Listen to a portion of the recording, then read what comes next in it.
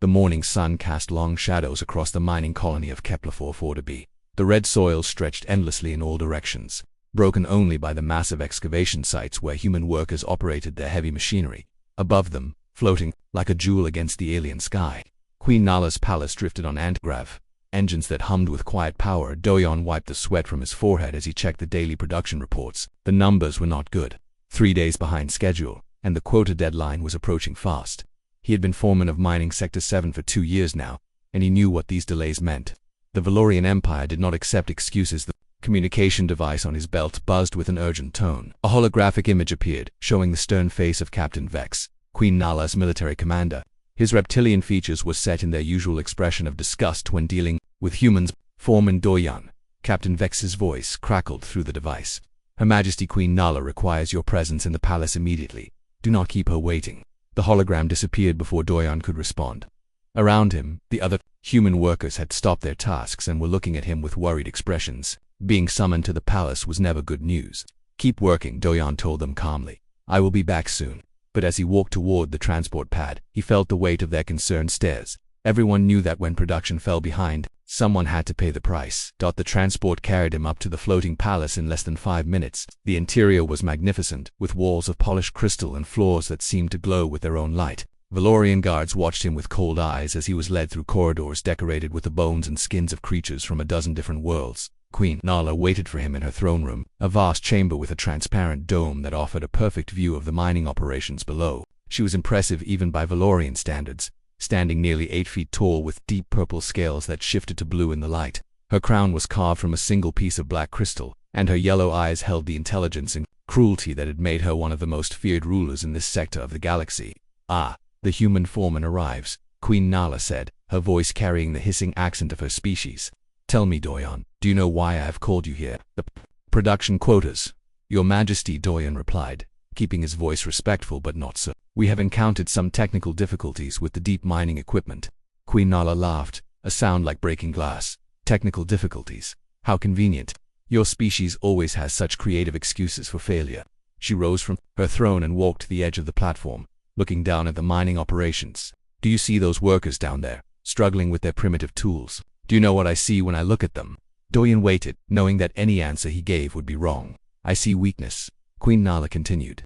I see a species that believes it can survive in this galaxy through cooperation and friendship. How laughable. She turned back to face him, her yellow eyes gleaming with malice. But perhaps I have been too generous with your kind. Perhaps what you need is a demonstration of what real power looks like. Queen Nala raised her hand and made a gesture. From somewhere deep in the palace came a sound that made Doyon's blood freeze. It was a roar, but not like any earthly animal. This sound spoke of intelligence and rage, of something that had never known fear because it had always been the most dangerous thing in any room.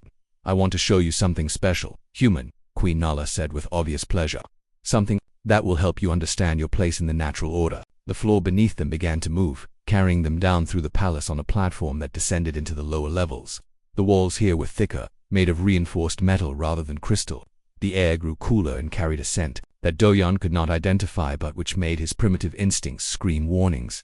They emerged into a circular chamber with walls that rose up 50 feet on all sides. In the center was a cage, but calling it a cage seemed inadequate. It was more like a small arena, surrounded by barriers of energy that crackled with deadly voltage, and inside the cage was the most magnificent and terrifying creature Doyon had ever seen. The dragon was pure white, its scales gleaming like polished marble. It was massive, easily 30 feet from nose to tail, with wings that could span twice that distance when fully extended. Its eyes were the color of fresh blood, and they held an intelligence that was unmistakably aware and angry. Meet Snowfang, Queen Nala said with pride. The last of his kind, captured on the ice world of Hibernia Prime after a battle that cost me 3 warships and 200 soldiers. He is beautiful, is he not? The dragon lifted its great head and looked directly at Doyon for a moment. Man and beast regarded each other across the space between them. Doyon felt no fear, only a deep sadness for the magnificent creature trapped in this prison. Even my finest dragon handlers struggled to control him, Queen Nala continued. He obeys only the most basic commands, and only when threatened with pain. He is a creature of pure power, untamed and untamable. She turned to face Doyon with a smile that showed her sharp teeth. Which brings me to why you are here, human foreman. Your production quotas have failed 3 times in the past month. Clearly your leadership methods are insufficient. Doyon waited, sensing that the real purpose of this visit was about to be revealed. I propose a challenge, Queen Nala said, her voice taking on the formal tone of an official proclamation. If you can make Snowfang obey a simple command of my choosing, I will improve the working conditions for all humans in this sector. Better food, shorter shifts, medical care for the injured. She paused, letting the offer sink in. But if you fail, if this magnificent beast refuses to acknowledge your authority, then work shifts will double for everyone. 16 hours a day, instead of 8. No rest days, no exceptions. Doyun looked at the dragon again. Snowfang was watching their conversation with obvious interest, his red eyes moving between the human and the Valorian queen. There was something in that gaze that spoke of understanding, of a mind that was following every word being spoken. You have 3 days to prepare, Queen Nala announced. On the morning of the 4th day, you will return here, and we will see if human leadership is anything more than weakness disguised as cooperation. The platform began to rise, carrying them back toward the upper levels of the palace. As they ascended, Doyun kept his eyes on the dragon until the creature disappeared from view. Do you accept my challenge, Foreman? Queen Nala asked. As they reached the throne room, Doyun thought of the workers below, the men and women who depended on him to protect them from the worst excesses of Valorian rule. He thought of Mingi, who worked 18-hour days in the geological survey section. He thought of Taman, whose hands were scarred from years of operating faulty equipment that the Valorians refused to replace. I accept, he said simply. Queen Nala's laughter followed him all the way back to the transport pad. Doyun returned to the mining colony with Queen Nala's challenge weighing heavily on his mind. The transport touched down at the main platform, and immediately he was surrounded by worried faces. Word traveled fast in the colony, and everyone knew that a summons to the palace rarely brought good news. What did she want? Asked Minji, the xenobiologist who worked in the geological survey section. Her dark eyes were filled with concern as she studied Doyun's expression. Gather everyone for a meeting, Doyun said quietly. Main assembly hall in 1 hour. The assembly hall was packed when Doyun arrived. Nearly 300 human workers filled the metal benches, their faces showing the strain of months of hard labor under Valorian rule. These were good people, Doyun thought, as he looked out at them. Engineers, miners, scientists, technicians, all of them far from Earth, trying to make the best of an impossible situation. Queen Nala has given us a challenge, Doyun began, his voice carrying clearly through the hall. She wants to prove that humans are weak leaders. If I can make her dragon obey a command, working conditions will improve for everyone. If I fail, work shifts double to 16 hours a day. The hall erupted in concerned murmurs. 16-hour shifts would be brutal, perhaps impossible to maintain for long periods. What kind of dragon? Asked Taman, a stocky man with calloused hands who operated the heavy excavation equipment. Before coming to the colony, he had worked with animals on Earth, training horses and dogs for agricultural work.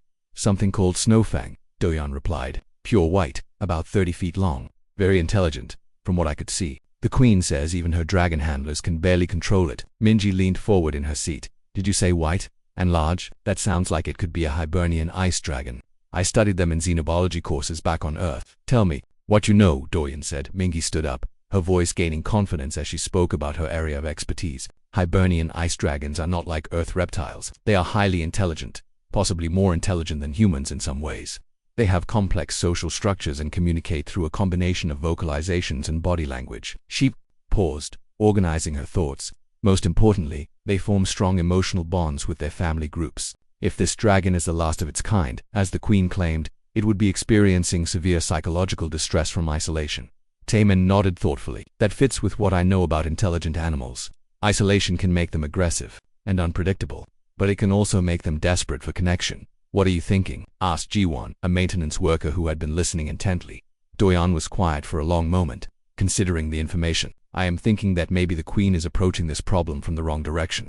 She sees the dragon as something to be controlled through force. But what if that is not what the dragon needs? The next morning, Dojan made an unusual request. Instead of reporting to his normal duties, he asked for permission to observe the dragon. Captain Vex was suspicious but agreed, perhaps hoping to watch the human embarrass himself. The observation chamber was a small room with reinforced windows that looked down into the dragon's enclosure. Doyun settled into a chair with a cup of coffee in his daily reports, planning to spend the entire day watching Snowfang. At first, the dragon seemed to ignore him. It lay coiled in the center of the enclosure, its massive head resting on its forearms. But Doyun noticed that its red eyes occasionally flicked toward the observation window, tracking his movements. As the hours passed, Doyun began to see patterns in the dragon's behavior. Every few minutes, Snowfang would lift its head and look toward a specific corner of the enclosure. Following the dragon's gaze, Doyun realized it was looking at a ventilation grate that allowed fresh air to flow into the chamber. The dragon was homesick. It was looking toward the source of outside air, perhaps hoping to catch a scent of the world beyond its prison. Doyun also noticed that Snowfang moved differently. When it thought no one was watching, its movements were more fluid, more graceful. When Valorian guards were present, the dragon's posture became tense and aggressive. But when alone, it moved with an almost dance-like quality that spoke of intelligence and artistry. On the second day, Doyen brought Minji and Taemin with him to the observation chamber. Minji brought her portable computer with recordings of various dragon vocalizations she had collected during her studies. "Listen to this," she said, playing a low melodic sound. "This is a Hibernian ice dragon greeting call. It is how they say hello to members of their family group." Snowfang's reaction was immediate and heartbreaking. The great dragon lifted its head and responded with a similar call, but the sound was hollow and lonely. It was calling back to a family that no longer existed. "Now listen to this," Minji continued, playing a different recording. "This is a distress call." Snowfang's response was different this time. The dragon stood up and began pacing around the enclosure, its movements agitated and restless. It was clearly recognizing the sounds and responding to them emotionally. Taemin was taking notes. On a tablet, look at its body language when it hears the family greeting. Its head lowers slightly, and its wings fold closer to its body. Those are submissive postures in most large animals. It is showing respect. And when it hears the distress call, it becomes alert and active, Minji added. It wants to help, even though it knows the sound is just a recording. Doyen watched the dragon settle back down, its movements slower now, almost dejected. So it understands that the calls are not real. It knows it is alone. On the third day, Doyen decided to try something different. Instead of watching from the observation chamber, he requested permission to enter the enclosure itself. Captain Vex refused immediately, but Queen Nala overruled him. She was curious to see what the human would do. "If the beast kills you, the challenge is forfeit," she warned. "Your people will work 16-hour shifts regardless." Doyen nodded his understanding. The energy barriers that surrounded the enclosure were lowered just enough for him to step through. He carried nothing with him except a small stool and his lunch. Snowfang immediately noticed the intrusion and rose to its full height, wings partially extended in a threat display. The dragon was enormous up close, its white scales gleaming like armor, its red eyes fixed on Doyen with intense focus. But Doyen did not run or show fear. Instead, he set up his stool about 20 feet from the dragon and sat down. He opened his lunch container and began to eat, occasionally glancing at Snowfang but not staring directly. For the first hour, the dragon remained tense and watchful, but gradually its posture began to relax. It seemed puzzled by this human who showed no fear but also made no aggressive moves. Doyen finished his lunch and simply sat quietly, occasionally making soft sounds under his breath, not words, just gentle humming sounds similar to the dragon calls Mingi had played. By the end of the third day, something remarkable had happened. When Doyen stood up to leave the enclosure, Snowfang moved closer to the barrier that separated them. The dragon lowered its great head and made a soft sound, almost like a question. Doyen stopped and looked back. "I know you are lonely," he said quietly. "I know you miss your family. Tomorrow, I will try to help you." Snowfang tilted its head, as if considering these words. Then it settled back down, but this time it faced toward the barrier, watching as Doyen walked away. In the observation chamber, Queen Nala watched this exchange with growing unease. She had expected the human to be killed, or at least frightened away. Instead, something was happening that she did not understand, something that challenged everything she believed about power and control.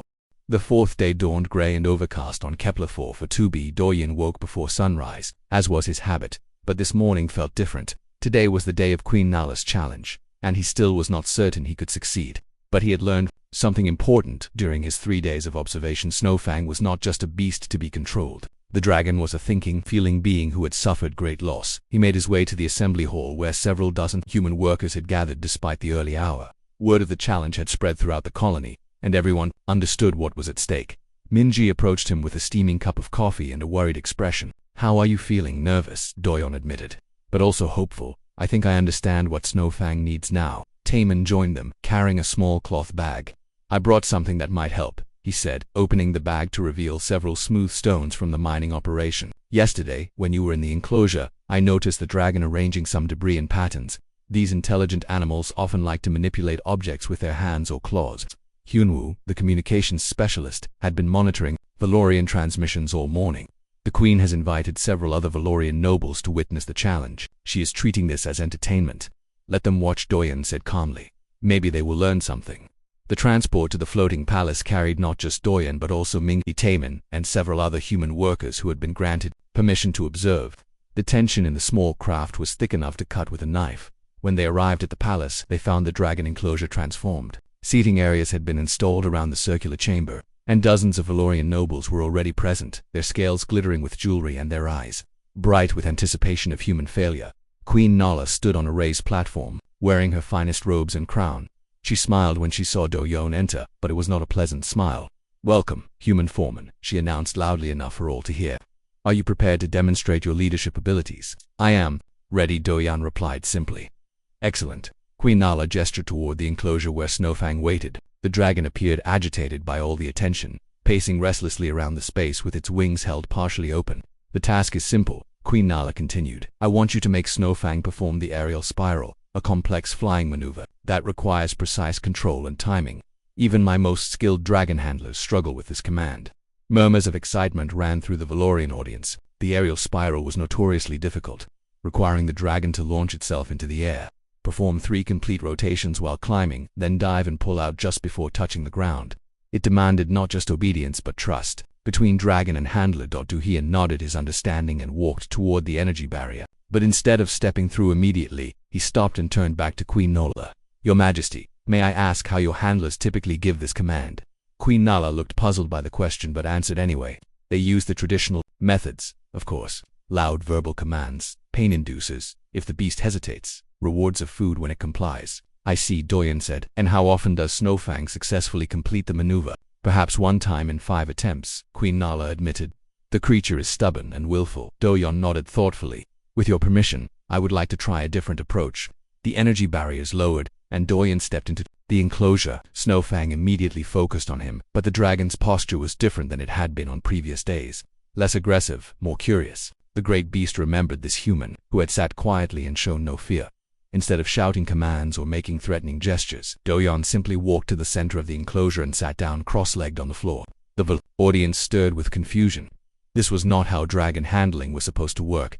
Snowfang approached cautiously, its massive head lowered to study this strange human behavior. When the dragon was close enough, Diane began to speak in a quiet, conversational tone. "Hello, Snowfang," he said. "I know this is difficult for you. Having all these people watching, it makes you nervous, does it not?" The dragon tilted its head, clearly listening to the tone of voice, if not understanding the words. "The Queen wants you to perform the aerial spiral," Doyan continued. "I know you know how to do it. I watched you practicing yesterday when you thought no one was looking. You were very graceful in the air." Snowfang made a soft rumbling sound, almost like a Doyan reached into his pocket and pulled out one of the smooth stones Temin had given him. He placed it on the ground between himself and the dragon.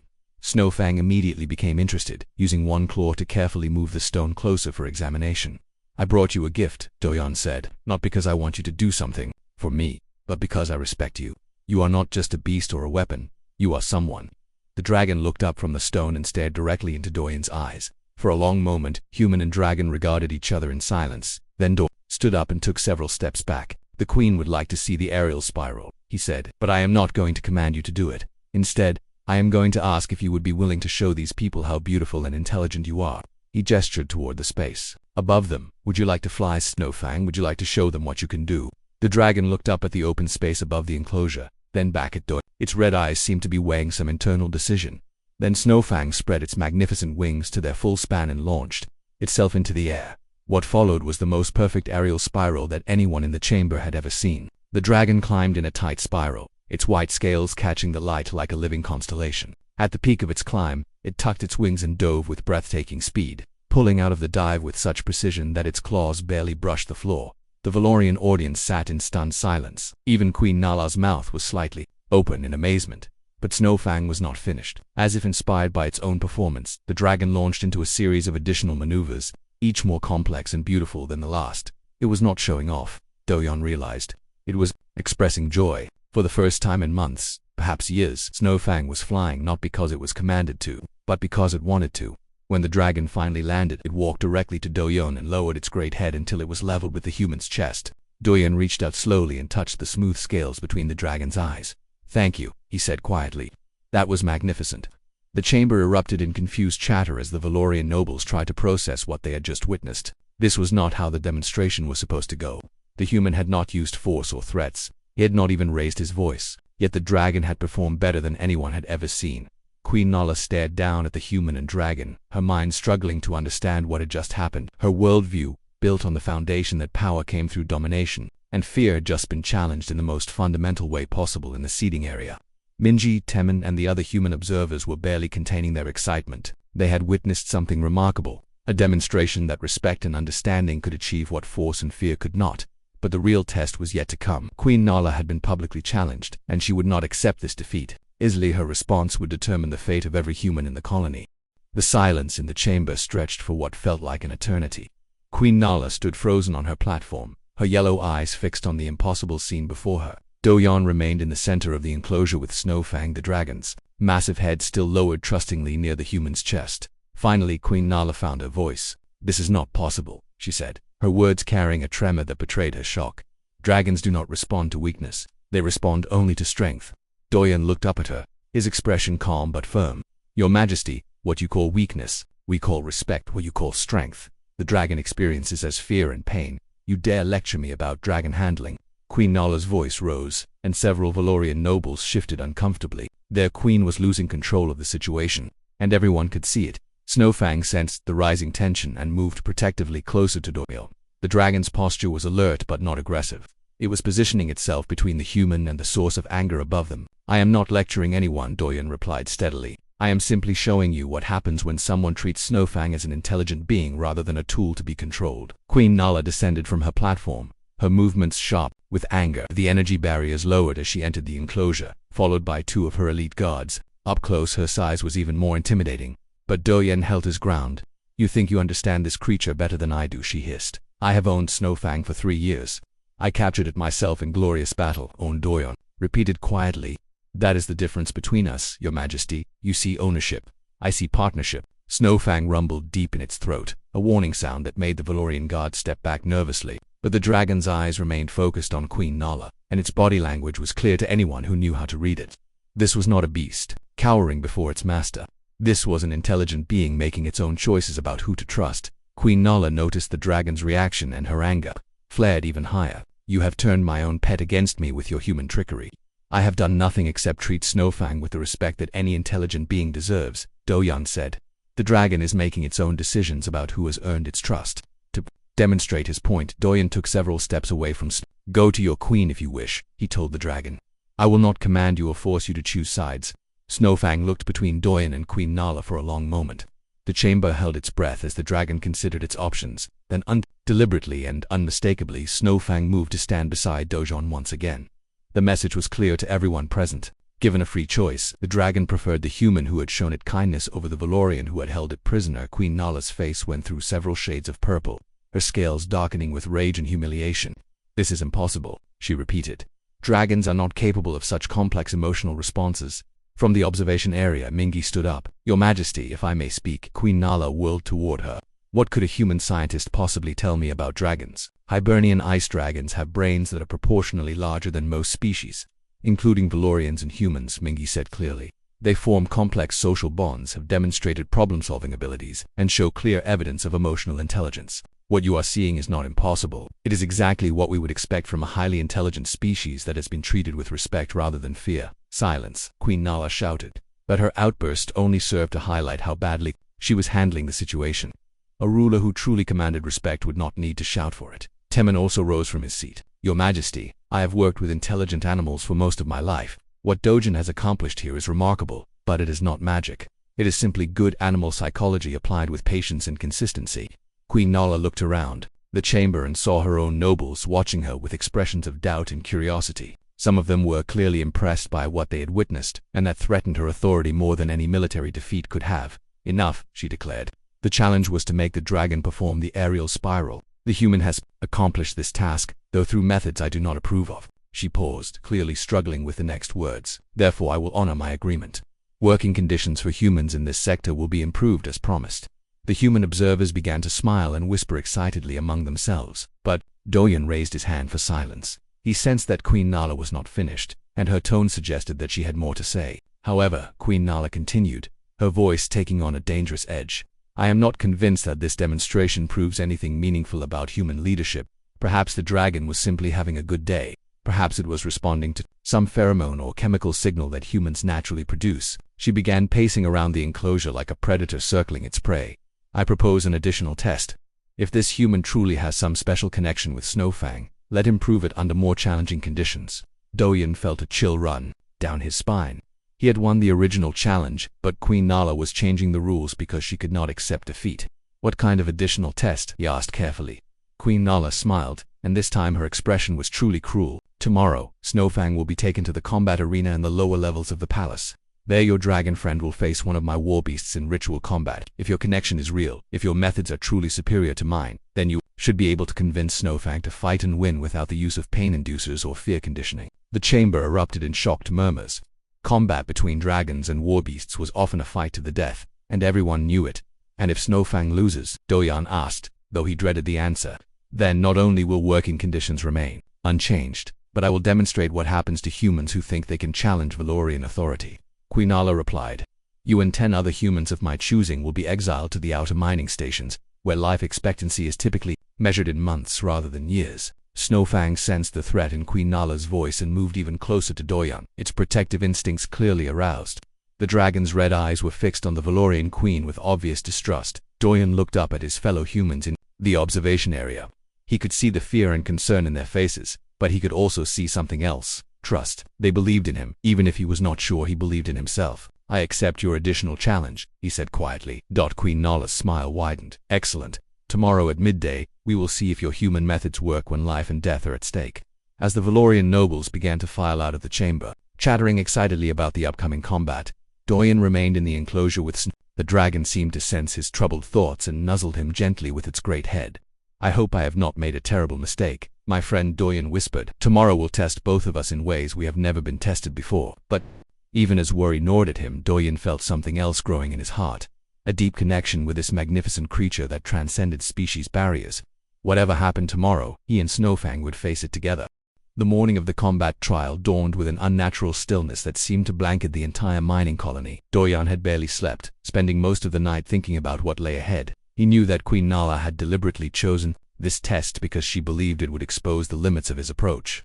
In her mind, when faced with mortal danger, any creature would revert to its most primitive instincts.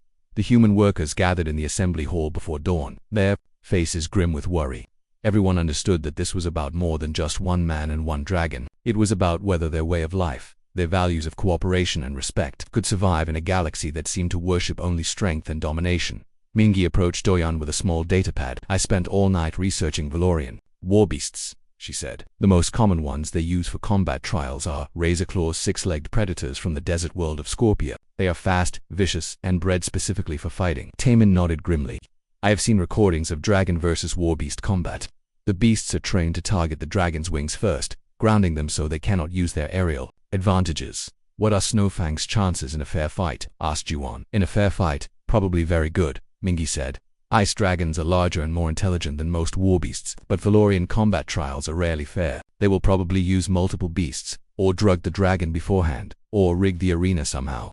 Doyan listened to their concerns but found himself thinking about something else entirely. What if the point is not to win the fight? He said slowly. The others looked at him in confusion. Queen Nala expects Snowfang to fight because that is what dragons do in her world, Doyan continued. But what if there is another way? What if we can show her something she has never seen before? Hyunwoo frowned. You mean refuse to fight? That would be suicide. The war beasts would tear Snowfang apart. Not refuse to fight, Doyan said thoughtfully. Something else. Something that demonstrates the real difference between force and intelligence. He spent the next 2 hours in private conversation with Mingi and Temin, working out the details of a plan that was either brilliant or completely insane. When they were finished, all three of them looked worried but determined. The transport to the palace carried not just Doyan but nearly 50 human workers who had been granted permission to witness the trial. Queen Nala had made this a public spectacle. Confident that it would end with a demonstration of Valorian superiority, the combat arena was located deep in the bowels of the floating palace, a circular chamber with sand-covered floors and walls that rose 50 feet on all sides. Seating areas surrounded the arena, and they were packed with Valorian nobles, military officers, and even some alien dignitaries from other subject species. Queen Nala sat on a throne-like chair at the highest point of the arena, her ceremonial robes glittering with precious metals. She looked every inch the conquering empress, confident and cruel. Snowfang was brought into the arena in a wheeled cage that barely contained the dragon's bulk. The cage was opened by remote control, and Snowfang emerged cautiously, immediately sensing the hostile atmosphere. The dragon's white scales seemed to glow under the arena's harsh lighting, and its red eyes swept the crowd with obvious unease. Across the arena, another cage was opened, and Queen Nala's warbeast emerged. It was even worse than Doyan had feared. The creature was a razor claw, but it had been modified with cybernetic enhancements. Metal claws replaced its natural ones, and its eyes glowed with artificial intelligence enhancement. This was not just a predator, it was a killing machine designed specifically to destroy dragons. The crowd roared its approval as the war beast prowled around its end of the arena. Its mechanical parts worry softly with each movement. Queen Nala rose from her throne and raised her hand for silence. "Citizens of the Valorian Empire," she announced, her voice carrying clearly through the arena's sound system. "Today we witness a test of two philosophies. The human believes that weakness and sentiment can triumph over strength and discipline. I believe he is wrong." She gestured toward the arena floor. "Snowfang will face my champion warbeast in combat, to the death. If the dragon wins, the human's methods will be considered proven. If the warbeast wins, the humans will learn the price of challenging Valorian wisdom." The crowd cheered again, bloodthirsty and excited. Queen Nala looked down at Doyon, who had been permitted to stand at the edge of the arena. "Do you wish to give your dragon any final commands?" Human Doyon walked to the barrier that separated him from the arena floor. Snowfang immediately moved toward him, clearly seeking comfort and reassurance from the one being in this hostile place who had shown kindness. But instead of shouting battle commands or trying to incite the dragon to violence, Doyon did something that stunned everyone in the arena. He began to sing. It was a simple melody, one that his grandmother had taught him as a child back on Earth, a gentle lullaby about peace and friendship, sung in Korean with a voice that carried surprising strength and beauty. Snowfang's reaction was immediate and profound. The dragon settled down on its belly, bringing its great head close to the barrier so it could hear Doyon's voice more clearly. The tension left its posture, replaced by something that looked almost like contentment. The warbeast, meanwhile, was growing more agitated by the moment. It had been conditioned to respond to fear and aggression, trained to attack when its opponent showed fighting postures. But Snowfang was displaying no aggressive behavior at all, and this confused the artificial intelligence that controlled the beast's enhanced brain. "Queen Nala's voice cut through the arena like a blade. "Begin the combat." The warbeast charged across the sand, its cybernetic claws extending for the kill. It moved with mechanical precision and terrifying speed. A blur of metal and fury aimed directly at Snowfang's vulnerable neck, but Snowfang did not rise to meet the attack. Instead, the dragon remained motionless, its eyes fixed on Doyon, still listening to the gentle melody that spoke of peace rather than war. The warbeast's claws struck Snowfang's scales and skipped harmlessly off the dragon's natural armor. Ice dragon scales were among the toughest biological materials in the known galaxy, evolved to withstand the crushing pressures and cutting winds of frozen worlds. Confused by its failure to penetrate Snowfang's defenses, the warbeast circled around for another attack. This time it leaped onto the dragon's back, trying to find a vulnerable spot between the scales. Snowfang finally moved, but not to attack. The dragon simply rolled over gently, dislodging the warbeast without harming it. Then Snowfang resumed its peaceful posture, still focused on Doyon's song. The crowd was beginning to murmur in confusion. This was not how arena combat was supposed to proceed. Where was the violence, the struggle, the dramatic death that they had come to see? The warbeast tried again and again to provoke Snowfang into fighting, but each attack was met with the same response: passive defense, followed by a return to peaceful behavior. The dragon's scales were too tough to penetrate, and its size advantage meant that the warbeast could not inflict any serious damage. After 20 minutes of futile attacks, the warbeast finally stopped, its artificial intelligence unable to process what was happening. It had been programmed to fight other aggressive creatures, not to deal with an opponent that refused to participate in combat. Doyon finished his song and looked up at Queen Nala. "Your Majesty," he called out clearly, his voice carrying through the suddenly quiet arena. "I believe the demonstration is complete." Queen Nala stared down at him in shock and growing rage. "This is not combat. Your dragon has not fought." "Exactly," Doyon replied. "Snowfang has shown something far more impressive than the ability to kill. It has shown the ability to choose peace over violence, even when threatened with death. That is not weakness, Your Majesty. That is the highest form of intelligence and strength." He gestured toward the dragon, which was now resting calmly in the center of the arena while the confused warbeast prowled around the edges. "Any creature can be trained to kill, Your Majesty, but only a truly intelligent being can choose not to kill when it has the power to do so." The arena had fallen, completely silent. Even the bloodthirsty Valorian nobles seemed uncertain about what they were witnessing. This was not the spectacle they had expected. Queen Nala's voice shook with fury. "This proves nothing. Release the second warbeast." A collective gasp rose from the crowd as another cage opened and a second cybernetic razor claw emerged. This one was even larger than the first, with additional armor plating and enhanced sensory equipment. But Doyon was not finished with his demonstration. He began singing again, this time a different song. This one was about courage and friendship, about standing together in the face of danger. Snowfang lifted its great head and, to everyone's amazement, began to harmonize with Doyon's voice. The dragon's vocalizations were deep and melodic, creating a haunting duet that echoed through the arena. The effect on the warbeasts was immediate and unexpected. Both creatures stopped their prowling and turned toward the source of the music. Their artificial intelligence systems, designed to process aggression and violence, had no framework for understanding this peaceful display. But something else was happening in the crowd. Several of the younger Valorian nobles were leaning forward in their seats, their expressions thoughtful rather than bloodthirsty. Some of the alien dignitaries were nodding approvingly, impressed by what they were seeing. Queen Nala noticed the changing mood and her panic began to show. "Stop this," she commanded. "I order you to make your dragon fight." Dojan looked up at her with calm eyes. "Your Majesty, I cannot make Snowfang do anything. That is the point. True leadership is not about forcing others to obey. It is about inspiring them to choose the right path." He turned back to the dragon and spoke in a gentle voice. "Snowfang, my friend, we have shown them what we came to show. You have proven that intelligence and peace are stronger than violence and fear. The choice of what happens next is yours." The dragon looked at Doyan, then at the two war beasts, then up at Queen Nala on her throne. For a long moment, the entire arena held its breath. Then Snowfang did something that no one expected. The dragon walked over to the nearest war beast and gently touched its head with one claw. The gesture was unmistakably friendly, almost protective. The war beast's artificial intelligence systems crashed completely. Its programming had no way to process a gesture of friendship from its intended target. The creature simply stood there, motionless and confused. Snowfang repeated the gesture with a second war beast, and it too became docile and calm. The crowd erupted in confused chatter. Some were amazed, others were angry, and many were simply bewildered by what they had witnessed. But the most important reaction came from an unexpected source. In the section reserved for alien dignitaries, Ambassador Kelm of the Centauri Trade Federation stood up and began to applaud. His species valued intelligence and diplomacy above all else, and he recognized what he had just seen. "Magnificent," he called out. "This is true civilization. This is the mark of an advanced species." Other dignitaries began to join in the applause, and soon even some of the younger Valorian nobles were clapping. The mood in the arena was shifting from bloodlust to admiration.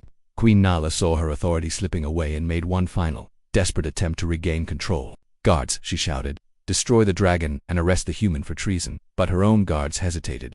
They had seen what everyone else had seen, and they were not certain that following this order would serve the interests of the Valorian Empire. Some of them were even beginning to question whether their queen's methods were truly the best way to maintain order and prosperity. In that moment of hesitation, Ambassador Kelm spoke again, his voice carrying the authority of the most powerful trade federation in this sector of the galaxy. "Your Majesty," he said formally, "I must inform you that the Centauri Trade Federation has been watching this demonstration with great interest.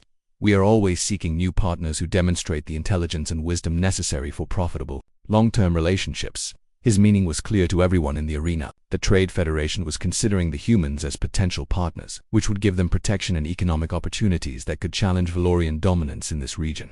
Queen Nala realized that her plan had backfired completely. Instead of demonstrating human weakness, she had accidentally showcased human strengths that were attracting the attention of powerful allies. The demonstration was over, but its effects would ripple throughout the galaxy for years to come. The silence that followed Ambassador Kelm's words stretched across the arena like a heavy blanket. Queen Nala stood frozen on her throne, her mind racing as she tried to process what had just happened. In attempting to humiliate the humans and demonstrate their weakness, she had instead showcased their greatest strength to representatives of some of the most powerful civilizations in the galaxy. Doyon remained at the arena barrier, his hand extended towards Snowfang, who had returned to his side after pacifying the war beasts. The dragon's massive head rested gently against the barrier, close enough for Doyon to touch the smooth scales between its eyes. "Your Majesty," Ambassador Kelm continued, his voice cutting through the stunned silence. "The Centauri Trade Federation has observed something remarkable here today. We have seen a demonstration of intelligence over brute force, of cooperation over domination. These are the qualities we value in our trading partners." He gestured toward Doyen and Snowfang. "This human has accomplished something that your own handlers could not achieve in 3 years. He has formed a genuine partnership with one of the galaxy's most intelligent species. Such abilities suggest that humans might be valuable allies rather than mere subjects." Other alien dignitaries began to murmur among themselves, and Queen Nala could see the political implications spreading like ripples across a pond. If the Trade Federation offered humans protected status, other species would follow. The carefully constructed hierarchy that kept humans as low-level workers would crumble. Captain Vex stepped forward, his own confusion evident. "Your Majesty, what are your orders?" Queen Nala looked down at the arena where Snowfang was still resting peacefully beside the barrier, occasionally making soft sounds of contentment when Doyon spoke to him. The two war beasts stood motionless nearby, their programming completely overwhelmed by the dragon's unexpected gesture of friendship. For the first time in her life, Queen Nala found herself questioning everything she had been taught about power and control. She had ruled through fear and domination, believing that these were the only effective tools of leadership. But what she had witnessed today suggested that there might be other ways, perhaps better ways, to inspire loyalty and cooperation. "Stand down," she said quietly to Captain Vex, then, louder, addressing the entire arena. "The demonstration is concluded. The human has fulfilled the terms of our agreement." The crowd began to stir, but Queen Nala raised her hand for it continued. Silence. What she said next would be remembered for generations. "I have learned something today," she announced, her voice carrying a note of humility that no one had ever heard from her before. "I have learned that true strength is not always measured by the ability to force others to obey. Sometimes, the greatest power comes from inspiring others to choose cooperation." She looked down at Dojon with something that might have been respect. "Human Foreman, you have shown me that my understanding of leadership was incomplete. I hereby grant not only the improved working conditions I originally promised, but also limited autonomy for human workers in this sector." The human observers in the stands erupted in quiet celebration, barely able to believe what they were hearing. But Queen Nala was not finished. Furthermore, she continued, "I am establishing a new position within my administration. You will serve as interspecies relations advisor, helping to bridge the gap between Valorian authority and the needs of our subject populations." Doyon bowed respectfully. "I am honored by your offer, Your Majesty, but I must request one condition." Queen Nala's eyebrows rose. Even in her moment of enlightenment, she was not accustomed to subjects making demands. "Snowfang should be given a choice," Doyon said simply. "If the dragon wishes to remain here as your companion, that is well, but if Snowfang would prefer to be relocated to a more suitable environment, that should also be an option." The dragon lifted its great head and looked up at Queen Nala, then back at Doyon. The intelligence in those red eyes was unmistakable, and everyone in the arena could see that Snowfang was following the conversation and understanding its implications. Queen Nala stared at the dragon for a long moment, seeing it clearly for perhaps the first time, not as a trophy or a weapon, but as a thinking, feeling being who had been taken from everything it had ever known and forced to live in isolation. "Snowfang," she said, addressing the dragon directly, "what would you choose?" The dragon turned toward Queen Nala and made a soft, questioning sound. Then it looked at Doyon, who nodded encouragingly. "Tell her what you want," my friend Doyon said. "The choice is yours." Snowfang stood up to its full height and walked to the center of the arena. There, it performed a brief but beautiful aerial display, showing off its grace and power one more time. When it landed, the dragon approached Queen Nala's platform and bowed its head in what was clearly a gesture of respect, not submission. Then Snowfang returned to Doyon's side and settled down, making its choice unmistakably clear. Queen Nala nodded slowly. "I understand. You choose the human who treated you as a partner rather than the Valorian who treated you as a possession." She paused, her voice growing thoughtful. "Perhaps there is wisdom in your choice. Perhaps I have much to learn about earning loyalty rather than demanding it." In the days that followed, word of the arena demonstration spread throughout the Valorian Empire and beyond. The story of the human foreman who befriended a dragon without using force or fear became a symbol of a new way of thinking about interspecies relationships. Working conditions in the mining colony improved dramatically, just as Queen Nala had promised. But, more importantly, the relationship between humans and Valorians began to evolve from one of pure dominance to something approaching mutual respect. Doyon took his new position seriously, working to establish communication protocols and cooperation, but agreements that benefited all species under Valorian rule. His methods based on understanding and respect rather than fear and punishment proved surprisingly effective. Snowfang became a regular sight around the mining colony, often accompanying Doyon on his rounds and serving as a living reminder that intelligence and compassion could overcome the barriers between very different species. The dragon's presence also had practical benefits, as its keen senses and aerial perspective proved invaluable for survey work and safety monitoring. But perhaps the most significant change was in Queen Nala herself. The proud Valorian ruler began to question many of her long-held beliefs about power and authority. She started holding regular meetings with representatives from various subject species, seeking their input on policies that affected their lives. Some of her own nobles criticized these changes, calling them signs of weakness, but the increased productivity and decreased unrest throughout her territory provided strong evidence that cooperation was more effective than oppression. 6 months after the arena demonstration, Ambassador Kelm returned to the system with a formal trade agreement that granted humans protected status within the Centauri Federation. This development sent shockwaves throughout the Valorian Empire, as other subject species began demanding similar recognition. Rather than resist these changes, Queen Nala chose to embrace them. She restructured her government to include advisory councils from all major species groups, creating a more inclusive system that respected the contributions of different civilizations while maintaining overall stability. The transformation was not complete, and there were still those who preferred the old ways of ruling through fear. But a new precedent had been set. one that would influence Valorian policy for generations to come. And at the heart of it all was a simple truth that Doyan had demonstrated in that arena. True leadership is not about forcing others to follow you. It is about inspiring them to walk beside you toward a better future, as Dojan often said to those who asked about his methods. Respect is not something you can take by force. It is something you earn through understanding, patience, and genuine to care for those around you. Whether they have 2 legs, 4 legs, or wings, does not matter. Intelligence comes in many forms, and wisdom lies in recognizing and celebrating those differences rather than trying to eliminate them.